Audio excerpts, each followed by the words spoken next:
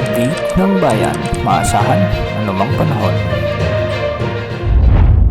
Magandang araw po sa ating lahat. Narito ng pinakahuling update sa magiging lagay ng ating panahon sa araw na ito at sa mga susunod na araw. Sa kasalukuyan, dalawang low pressure area ang ating minomonitor. Ang una rito ay ang nasa kanluran ng Palawan at ang isa naman ay yung nabuo kahapon sa silangan ng bansa. Unahin natin ang low pressure area na nasa kanluran ng Palawan na kung saan huli itong namataan sa layong 160 kilometers kanluran, timog kanluran ng Coron, Palawan. Ayon sa Pag-asa, napakababa naman ang tsansa nitong lumakas bilang bagyo sa susunod na 24 oras at hindi rin ito nakikitang magkakaroon ng direktang epekto sa anumang bahagi ng ating bansa sa mga susunod na araw. Nakapaloob ito sa Intertropical Convergence Zone.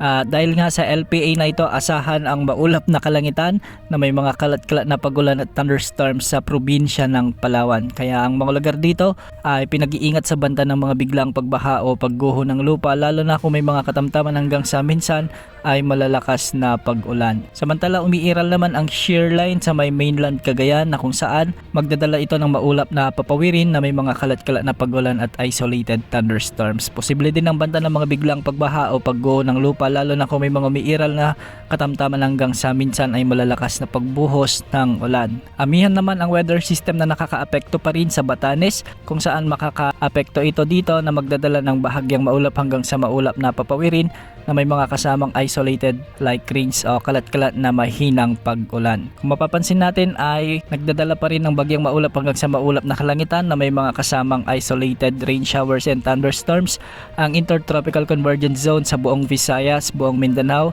kasama na ang Bicol Region at ang nalalabing bahagi ng Mimaropa. Kaya ang mga lugar dito ay pinapayuhan ding maging alerto sa banta pa rin ng mga biglang pagbaha o pagguho ng lupa kung may mga umiiral na severe thunderstorms. Para naman sa nalalabing bahagi ng Luzon, kasama na ang Metro Manila, asahan din ang bahagyang maulap hanggang sa maulap na kalangitan na may mga isolated rain showers and thunderstorms. Ngayong hapon at gabi, posible ang mga pag-ulan dulot ng mga localized thunderstorms. Para naman sa lagi ng mga pag-alon sa ating mga karagatan, ang mga baybayin sa Northern Luzon, kasama na ang eastern section ng Central Luzon ay magiging maalon at posibleng umabot hanggang 2.8 meters. Sa mga karagatang sakop naman ng Visayas at nalalabing bahagi ng Luzon, posible ang mga pag-alon hanggang 1.8 meters at sa baybayin naman ng Mindanao, posible ang mga pag-alon hanggang 1.5 meters. Para naman sa LPA na nasa silangan ng ating bansa ay patuloy na nagbabantang maging bagyo ito sa susunod na 2 araw at sa araw ng Linggo ay posibleng pumasok na ito sa ating area of responsibility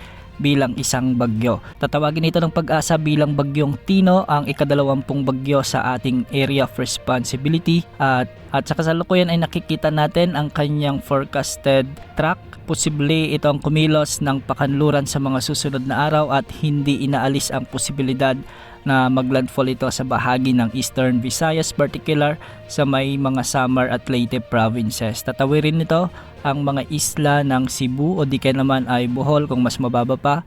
Posible rin na daanan nito ang Negros Island region, ang southern portion ng Panay Island at ang northern portion ng Palawan. Kung sa lakas naman ang ating pagbabasehan, hindi pa matukoy sa ngayon, ngunit sa mga inilalabas ng mga weather agencies, posibleng umabot ito hanggang typhoon category. Samantala, hindi lang ito ang ating minomonitor na potensyal na bagyo dahil pagsapit ng weekend sa susunod na linggo, November 8, 2025, posibleng may mamuong bagyo ulit sa silangan ng ating bansa. Dahil nga sa malakas ang amihan at high pressure area sa taas ng Pilipinas, posibleng itulak ng potensyal na sama ng panahon na ito pababa kung saan nakikita rin natatama ito sa may extreme Northern Luzon. Ang susunod na pangalan ng mga bagyo ay Tino at Uwan at kung sakali ay paghandaan rin ang potensyal bagyong ito dahil nakikita sa mga wind map na posibleng mas malakas ito kesa sa potensyal na bagyong Tino. Maraming pagbabago pa ang ating aasahan ukol sa magiging lakas at pagkilos ng mga bagyong ito. Yan muna ang latest sa lagi ng panahon. Ito pang weather update ng bayan, maasahan anumang panahon.